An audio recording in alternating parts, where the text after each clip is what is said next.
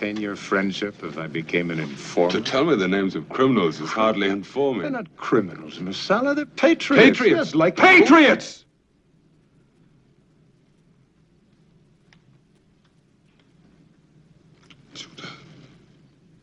Judah, let me explain something to you. Something you may not know. The Emperor is watching us. At this moment, he watches the East. This is my great opportunity, Judah, and yours too. If I can bring order into Judea, I can have any post I want, and you'll rise with me, I promise. And do you know where it can end? Rome! Yes, perhaps at the side of Caesar himself. I mean it, I mean it. It can happen, and this is the moment, Judah, I swear, this is the time. The Emperor is watching us, judging us. All I need do is serve him. And all you need do is help me. Serve him.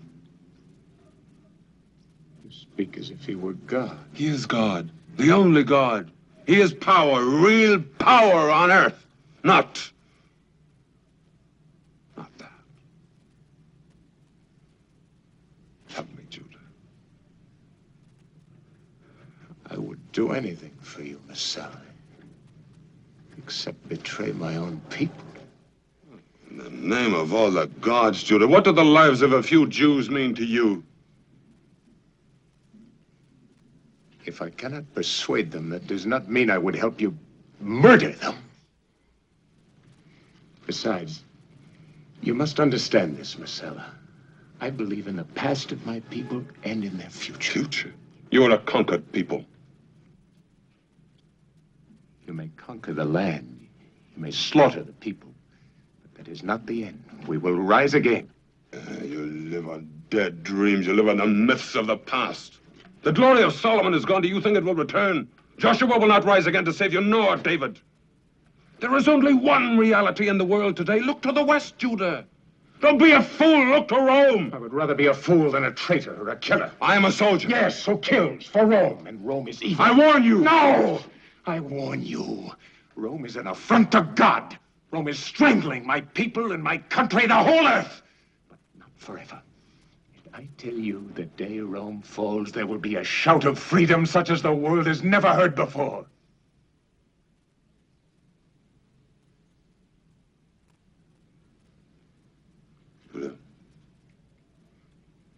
Either you help me or you oppose me. You have no other choice. You're either for me or against me.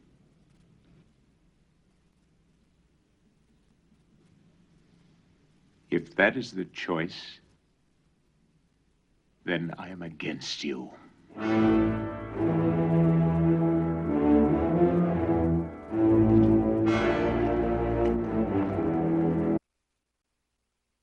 Hi, and welcome to Ward 13. Paul, should I move over a little? This way? To your right. To your right, not your left. Okay. I'm sorry, To your left. to your left. Which is fitting for me. Go back the other way, John. Yes. That's perfect. And bring the mic back more in front of you. Like so? That's perfect. Okay. Now you look fantastic. Okay, we're going to, this is an edition of Ward 13 Goes to the Movies. We're going to talk about the 1959 Ben-Hur, which is going to be re-released in theaters. I think it's April 17th. I'll give you details about that. I'm going to go with Stephen Philbrook, who couldn't be here tonight. But and we're going to have my friend Ed Young will call in about 15 minutes. And we'll talk about Ben-Hur and CinemaScope, all the movies. But, I'm getting a little misty-eyed right now because I just want to say something about my friend John Weeks, Mr. Baseball. But that's next week's show. I hope I'll be a little more, now what can you say? What can you say? Here's John's obituary from ManchesterInkling.com.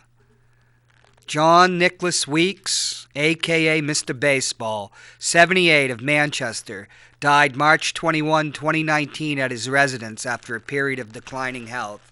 Born in Vence, France on May 20, 1940, my ex-wife's birthday, but you have to add 20-some-odd years to it. Didn't know that. He was the son of Charles A. and Olga Priestley Weeks.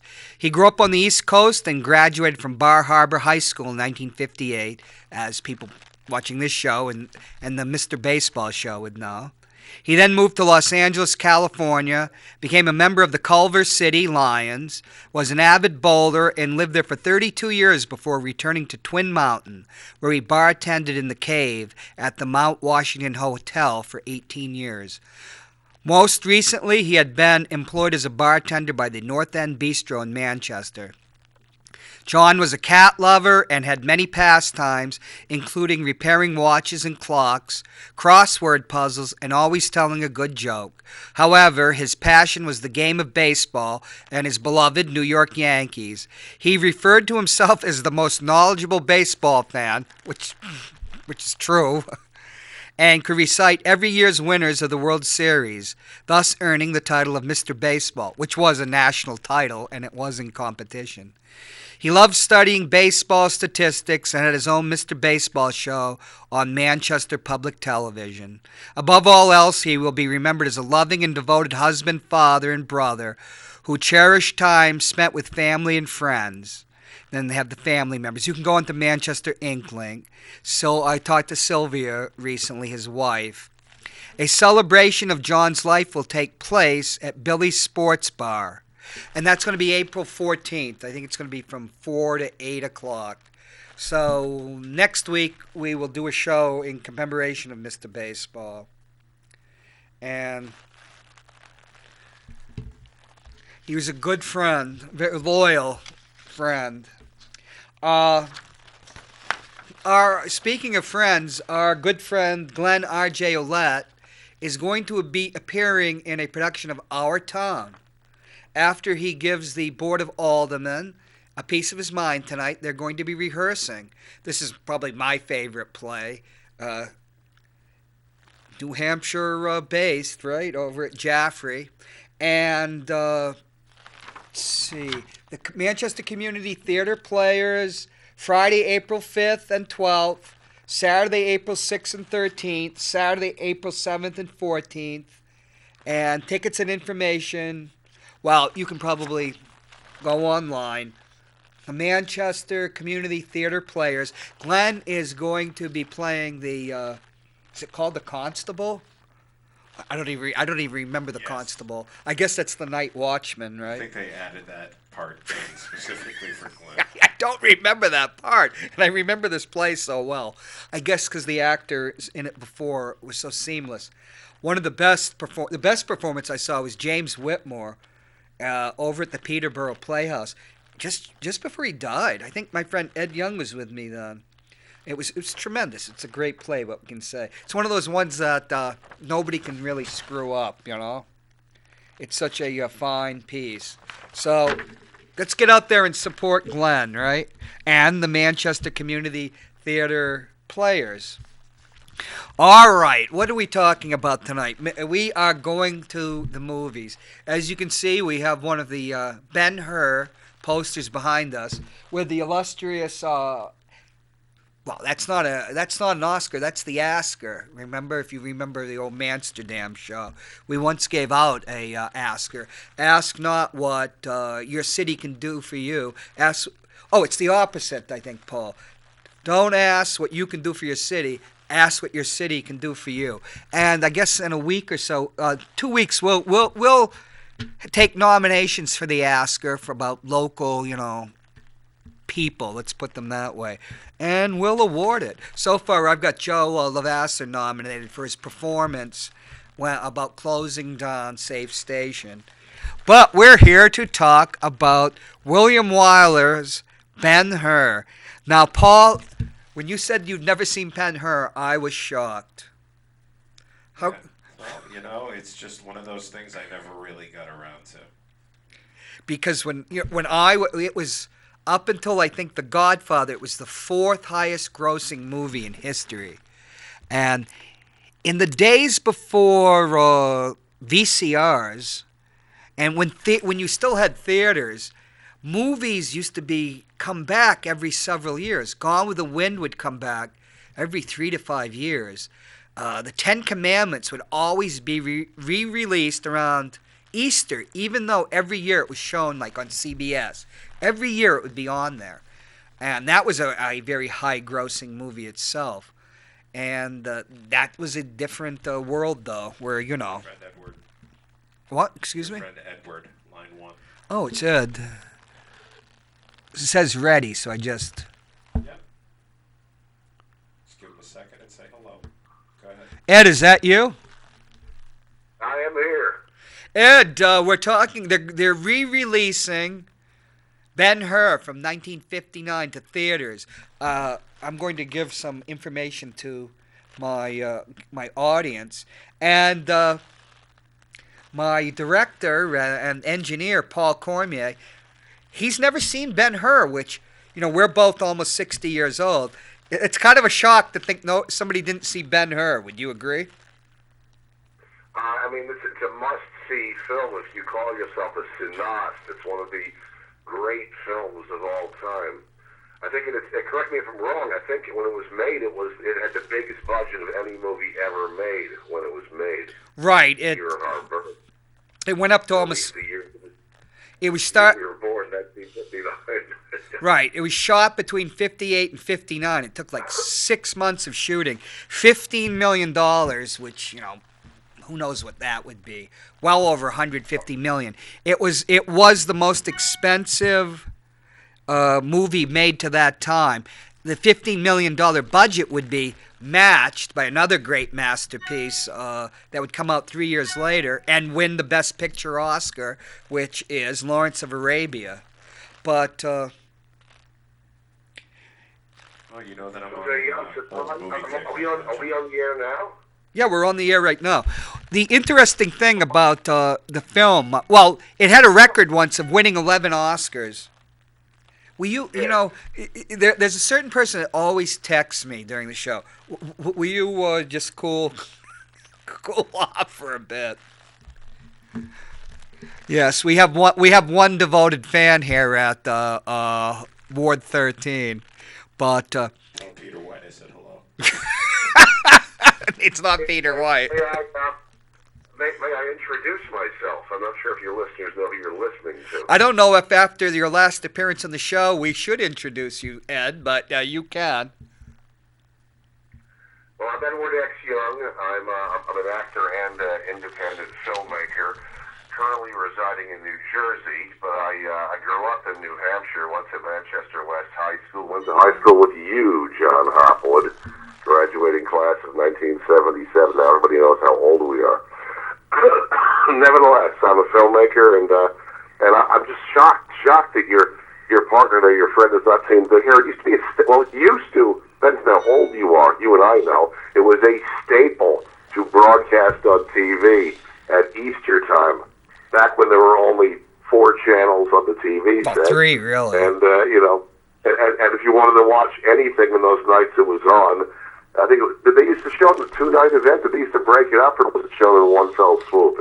It's over 3 hours. Is it 3.5 hours? The other one they showed every year was Cecil B. DeMille, The 10 Commandments, which it's a completely different kind of film. It's like pure hokum, and I love it. Everything I've learned about the Bible came from the 10 Commandments. You know what I mean? Which means I don't really know much about it at all, but. Ben-Hur is in the genre of realism. It's a very realistic movie the way it was shot. It's a far more reverent movie, and probably the greatest portrait of ancient Rome until Gladiator came around in the year 2000. Well, the irony. What's the difference between? I have a question for you because you're a believer. What's the difference between the novel, which was by Lew Wallace, who appears in what Sam Peckinpah film? General Lew Wallace. Yep.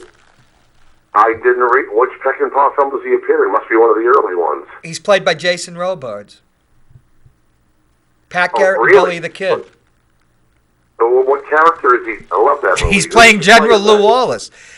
Ben-Hur was a novel written by a Civil War general who was also the military governor of New Mexico about a prince of, I guess it would be Judea, who's a friend of a Roman called, is it Massala they call him? Or Massala? I'm not sure about the pronunciation. You're as good as I am on that. It's kind of like See these Messalina. things in print. We're not sure how they're actually pronounced. Well, I'll have to watch Pat Garrett and Billy the Kid again tonight after I get off the phone with you. I was actually going to tune into the Wild Bunch.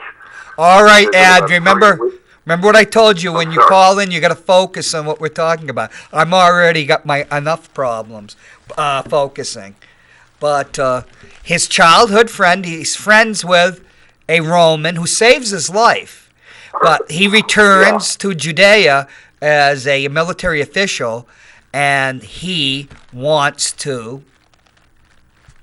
Their friendship is broken asunder because the Jews have been defeated, and he's there as the fist of the Roman Empire. In the first clip we had is when he asks, Masala, who's played by Stephen Boyd, who was an Irish actor, asked Judah Ben-Hur to be an informer, to turn in his fellow Jews who were plotting against the state. And he says, would you be my friend if you were an informer? And we're not going to replay that, but you can go online and see that. But it's interesting when you think about the history of films, because every film reflects the society and the time it's made in. And of course, Willie Wyler, who won 3 Oscars, only John Ford won more, nominated 12 times, created a great amount of classics. He was a liberal, and he was opposed to the House Un-American Activities Committee. And it is kind of a testament about that, because I think one of the people that wrote it, I'm not sure. Michael Wilson. There's 3 movies that Wyler made that were about pacifism. Friendly Persuasion, about a Quaker faced with the Civil War. Then the movie he made before this, The Big Country. If you remember that one, an Easterner played by Gregory Peck comes to the West, and he won't fight anybody. And then we have Judah. Remember, the character of Judah Ben-Hur believes in nonviolence, which is something like, at the same time, you got Martin Luther King is starting to come into the consciousness with the people that, African Americans who are in legal bondage. Yeah. But this was certainly true. I think it remains the biggest Oscar winner of all time, because although there are 3 movies that have 11 Oscars. no, I think I mean, didn't Titanic surpass it with 12? I think Titanic only had 11, and so did the Lord of the Rings. But they have a lot of technical awards. I mean, Ben-Hur got Best Picture, Best Director, Best Actor, Best Supporting Actor, Best Cinematography. I mean, he got more top awards, so I would say it's still the biggest Oscar winner of all time. It captured like all the top awards there. Except for screenplay, because there was a lot of controversy over that, but we won't go into that. Michael Wilson, who was blacklisted, wrote Friendly Persuasion, and he didn't get his Oscar until he was dead, like 40 years later. And of course, who wrote Roman Holiday for William Wyler? Dalton Trumbo, who won an Oscar under an assumed name. The most famous part of this movie, Ben-Hur, as the novel, became very popular in the late 19th century, and then there was a tour of, in theater. And the biggest thing in it was the chariot race, and they used to have it in theaters where 2 charioteers on treadmills would go at it. 1925, I think Ben-Hur was the first movie released by Metro-Goldwyn-Mayer. Might have been the second movie, and it made a fortune. And MGM was on the point of collapse when it decided to remake Ben-Hur. And the chariot race is still probably one of the most famous scenes in all of cinema. So, Paul, chariot race. Let's see a part of the chariot race. The famous chariot race from Ben-Hur.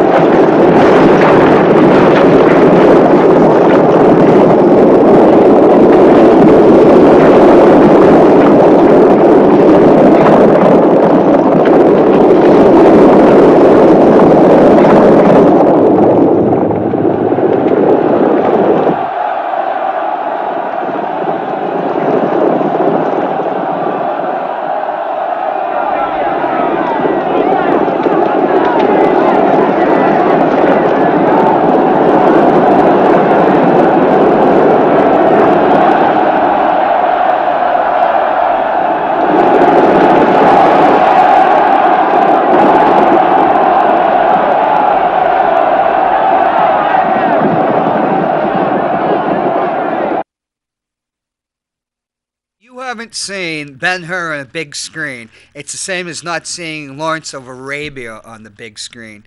It's just amazing because Wyler was not only a great director, but he surrounded himself with great craftsmen. Robert Surtees won his 3rd Oscar for shooting Ben-Hur. You know who his son is? Bruce Surtees, Ed. He was Clint Eastwood. He shot a lot of Clint Eastwood films. He shot Dirty Harry. Yeah, and then, yeah. You know, we studied that scene when I was in film school, when I was taking film courses. We broke down the editing on that scene. It is so incredible. And the most amazing thing is, this is pre-CGI. You will never see anything done like this again by Hollywood. They would never risk it to stage an actual chariot race. So they would do it with computers. It's mind-boggling, and it was dangerous too. Those are practical effects. You know, that was staged. I think it was Jack Marston was the 2nd unit director, and ironically, William Wyler had been a 2nd unit director when they shot it when Fred Niblo made the 1925 version. So he was there for both of them, but Yakima Canute, who was the first, he was given a special Oscar in 1966. He was the greatest stuntman in history. He used to be not only a stuntman, but he was John Wayne's double from the beginning when John Wayne did all those terrible serials he was in, in the 1930s. That was his son, Joe, that when Ben-Hur's chariot has to go over the chariot that's left behind because they can't get it off. They actually had a telephone pole, underneath to get the chariot up. The horses, jumped over, but when it hit the telephone pole and it went up, Joe came right out of the chariot, and they thought, holy whatever, we just blew the shot. But then he and his father, Yakima Canute, the great stuntman who was given a special Oscar back in the 60s, they said, well, let's use it. We can double, Heston coming back into the chariot. But you know what why it was revolutionary when you talk about the cutting? This film was shot on Panavision, which was the first widescreen process that did not have distortion. CinemaScope distorted in close-ups, and it distorted at the edges. Remember that? When you watch a CinemaScope film in the early days? There's all the distortion. Remember the theaters that used to accommodate CinemaScope that had the curved screen? Even some of the drive-ins would install the curved screen for the CinemaScope shows. Right, and if you didn't have that curved screen, because I saw Oklahoma when I was at the Stanford Theater in Palo Alto, they showed both the version that was shot in Todd AO, which was a 65 millimeter, and it curves at the edges because they didn't have a curved screen, and they showed it in the CinemaScope because they shot it simultaneously on with the two different cameras. But Panavision, which made the lenses for a CinemaScope, figured out a way where you could just shoot 2:1, and then you could mask it to 235 or 185, which became standard, widescreen, and there was no distortion. The problem with a CinemaScope shooting in CinemaScope was because you couldn't really do close-ups, and because if you had somebody in the foreground and the background, they looked so distant, you couldn't cut a film. In the early CinemaScope movies, the takes are very long.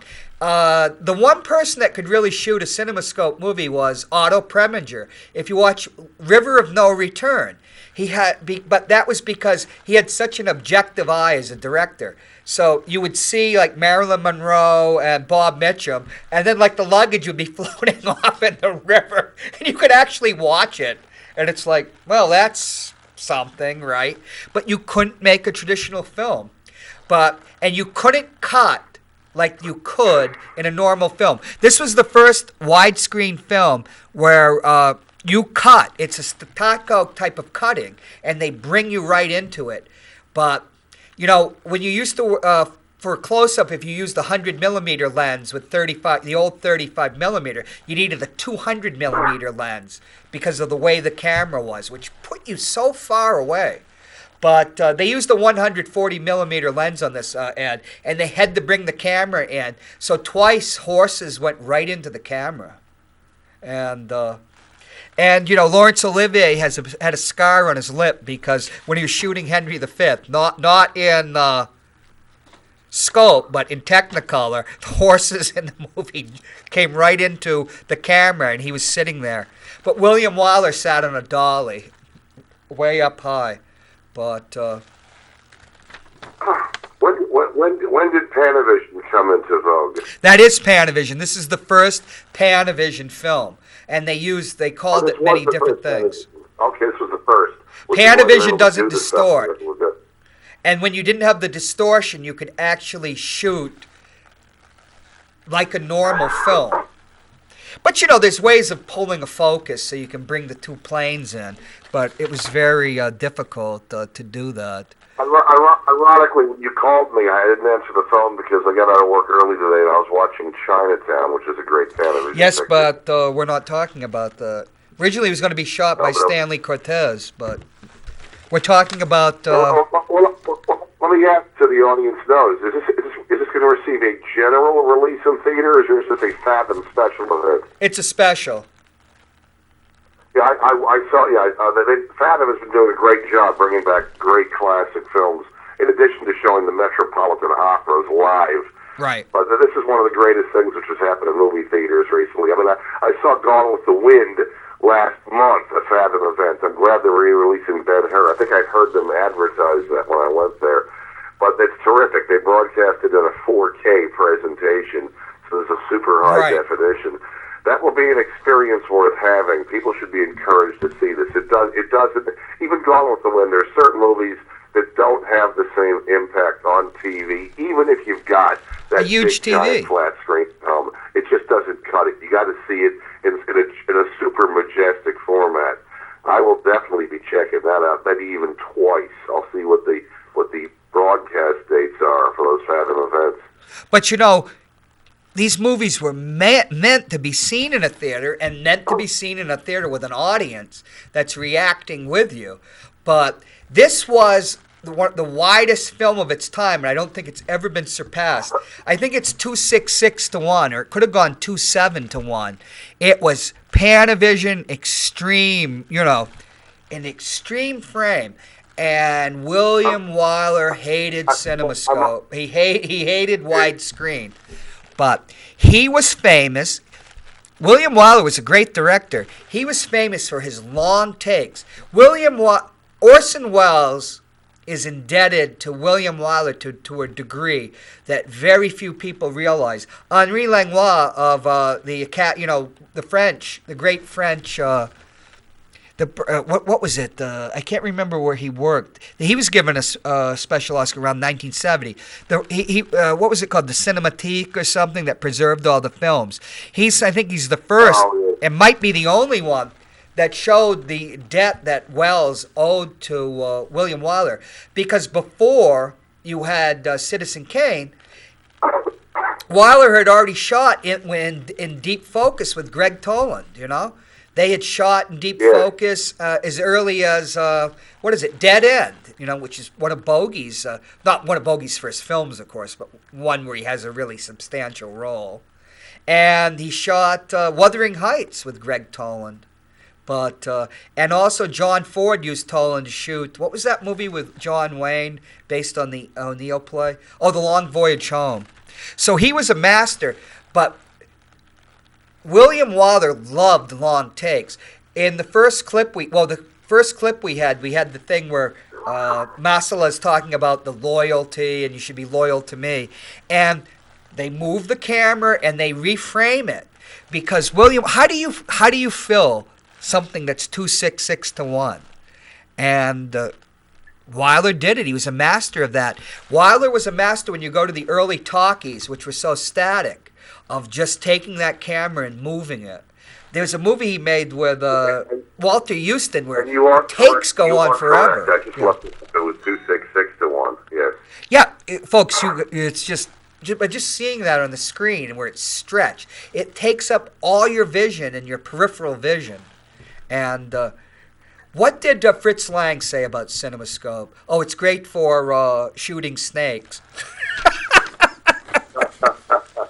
Because it's hard to shoot a dramatic film in widescreen. But that's why they wanted William Wyler to make this movie, because he was famous for getting great performances out of actors and creating intimacy, which was ironic because he was famous for never being able to really tell an actor what he wanted to do. So he'd take 60 or 70 or 80 takes.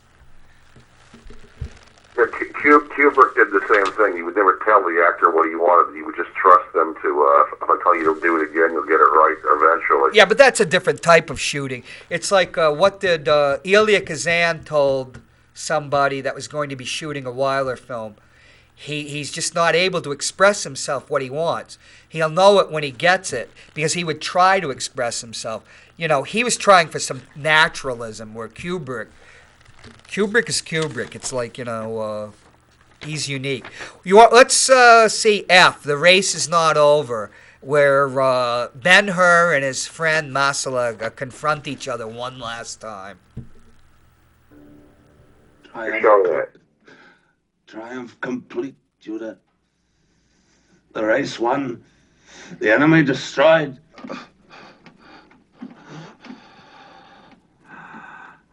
I see no enemy. What do you think you see? The smashed body of a wretched animal. There's enough of a man still left here for you to hate.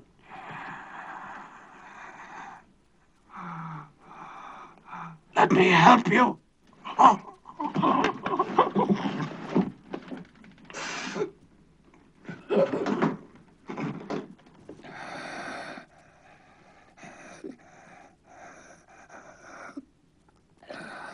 You think they're dead?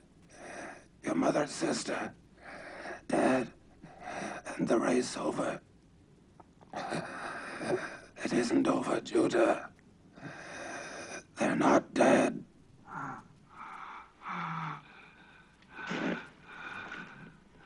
Where are they?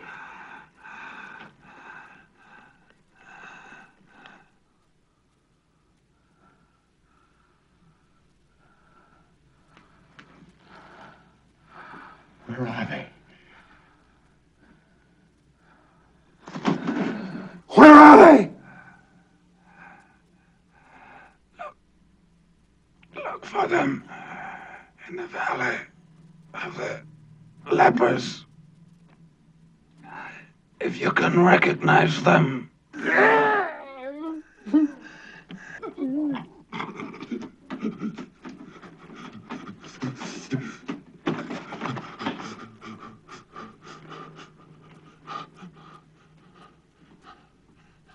It goes on. It goes on, Judah. The race. The race is not over.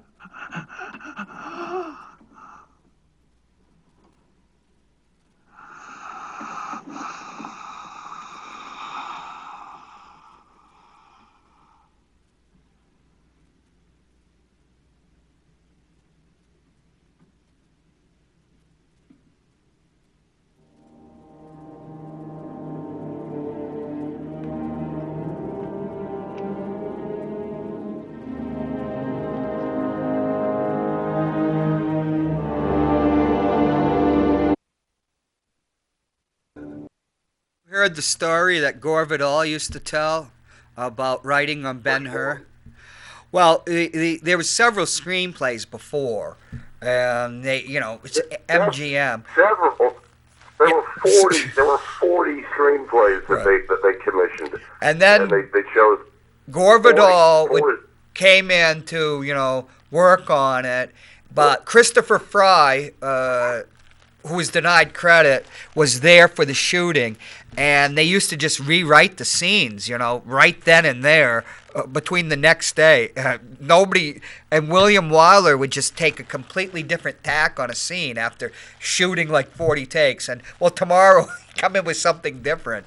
But he said that he always claimed that he told William Wyler that the psychological motivation for Masala hating Ben-Hur, Judah Ben-Hur, was lacking, so that he was going to make it Masala a closeted homosexual who's in love with Ben-Hur.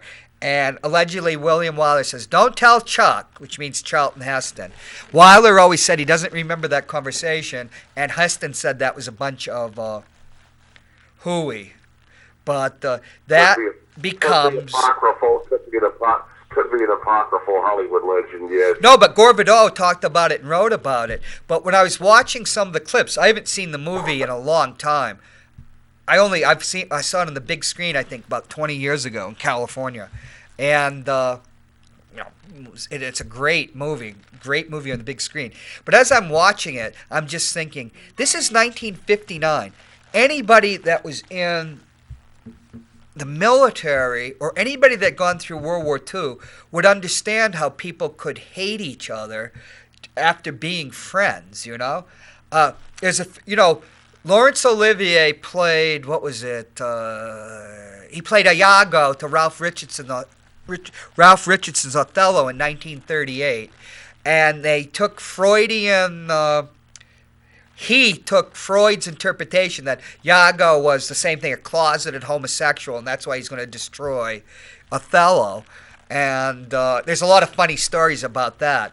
And then years later, he played Othello and got an Oscar nomination in '65. And in his autobiography, he said, "After I was in the military and had to deal with my superiors, I could really understand what it was like. The reason that Iago hates Othello is because he got promoted over him."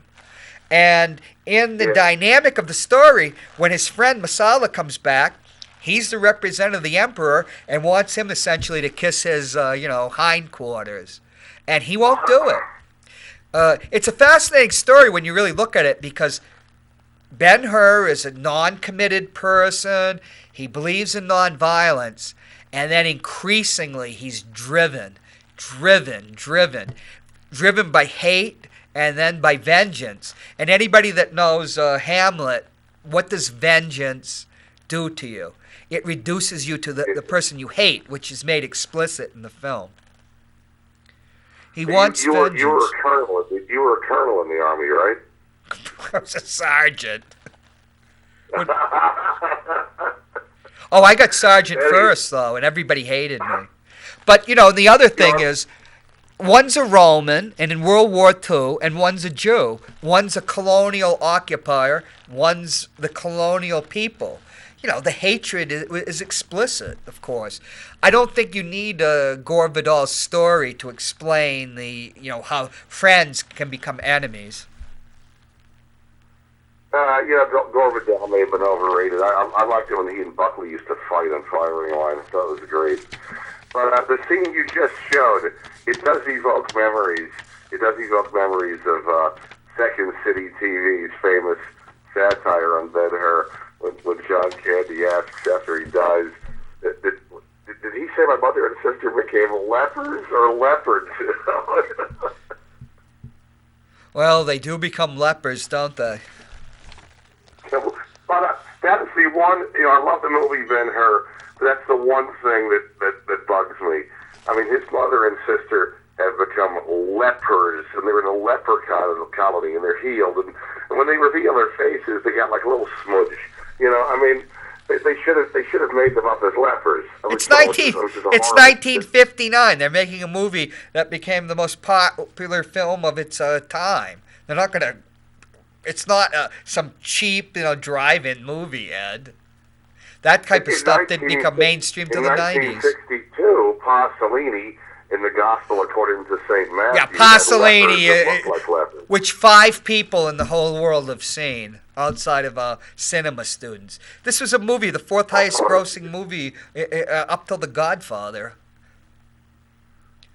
But they should have looked a little bit disfigured from the leprosy. So then, when they were cured and the blessings of the holy rain fell, that they were back to their normal healed selves. You know what? I think that people got the idea.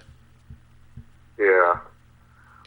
But when you see it today, you think they don't look much like lepers. They don't look that bad. They look like they got a little skin rash there. Yeah, but that's part of. I mean, I wonder why they didn't make the choice just not to show their faces and just have his horrified reaction when they took down the veils covering their faces. I mean, they just not show them. But they showed them, and they was like, oh, they don't look so bad. This leprosy thing ain't so rough. Maybe they didn't have the. But their hands, they were all wrapped up. Leprosy just doesn't necessarily eat away your face. You're a makeup artist, and you'd make a very gruesome film, and nobody would go to see it because their stomachs would get turned. I know. Just it's well, you know the business I'm in and how I react to violent special effects. And even in my business, I'm proud that I have the reputation for doing among the best and the most realistic of them. I do get complimented on that all the time. To the person that is sending me messages, how can I be doing my own show and watching the Aldermanic meeting at the same time? Think about it. I'm not Norm Moody. I don't have second sight or something. But I think that you're... Well, the thing is that when you're looking at I do have the Valley of the Lepers, but I'm not going to show it because we only have 15 minutes. But the cognate, the parallel would be to the people in the camps, the death camps after World War II. William Wyler was Jewish, and he famously said it'll take a Jew to tell a tale of the Christ, allegedly. And because that was what it was subtitled, Ben-Hur, A Tale of the Christ. The difference between the novel and the 1925 movie is he doesn't get converted. He's not converted to Christianity at the end of this. Oh, really? It's a different world. He's not. No, because you have Israel had been founded for, what was it, only like 12 years before, and they had just had another war in 56. Like two years before they started shooting. He is not converted at the end of the movie. But that whole part of the novel is left out. It's left out of the 25 movie too. But Ramon Navarro, how do you pronounce his name? Navarro? Ramon Navarro, yes, who was died a horrible death. We won't bring up about that. He was one of the great stars of the silent era. I'm from Mexico. He was a Mexican back in the time. Nobody really, like Tony Quinn, nobody gave a damn. And he converts at the end, but not in this. So you're a believer. So how does it affect you as a believer? Because Well, I can separate watch it as cinema, but right. It's a remarkably Christian film for its time. And you look at this day and age when you can't make a Christian movie. Well, you can. There's a trend of Christian films coming back to the theaters now by some independent people. I think even Sean Hannity produced a Christian film, but. Yeah, they wouldn't make Ben-Hur today, and I wouldn't. They did make Ben-Hur in They made it in 2016. Yeah. They remade it. They did it 20.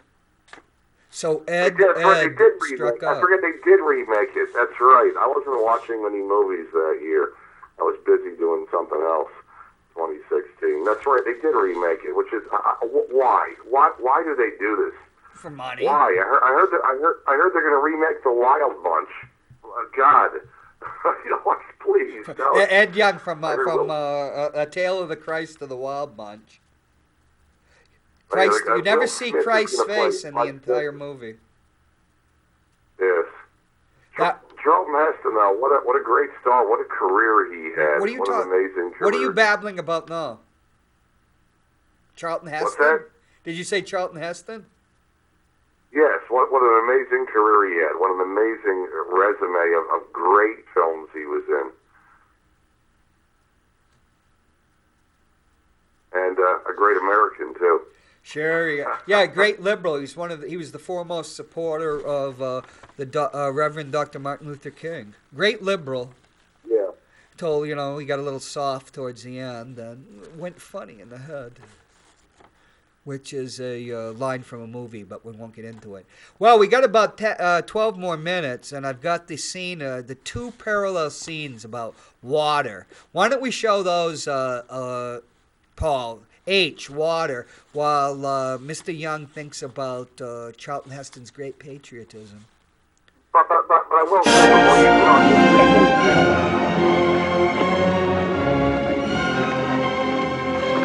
Wait! No water for him.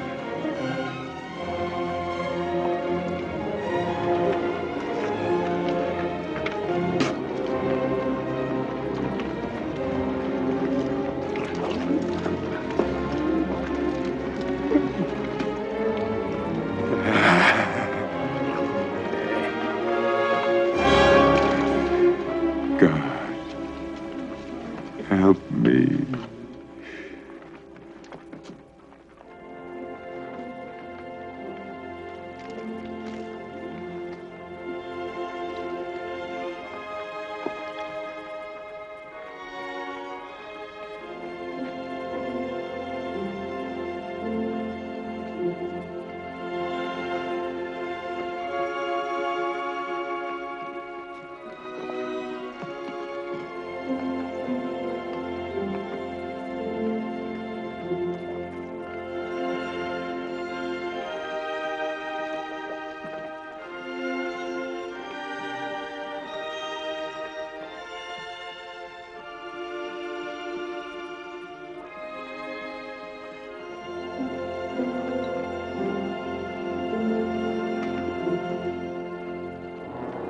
You! I said no water for him!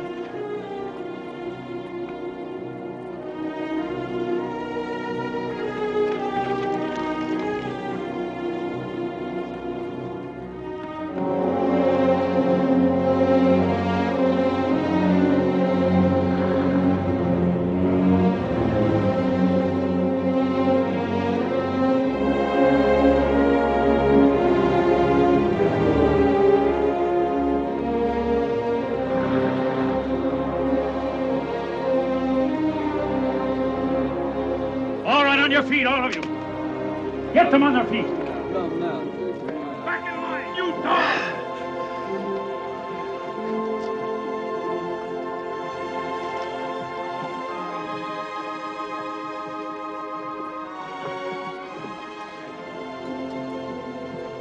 On your feet. Get them going. You there! Back to your place! Back to your place! Forward, you dogs!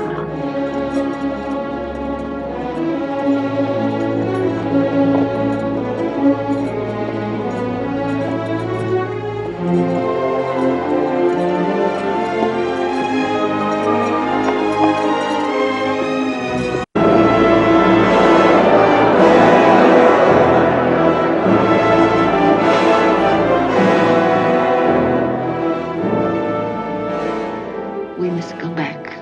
I brought you here to this when I hoped. You haven't failed, Esther.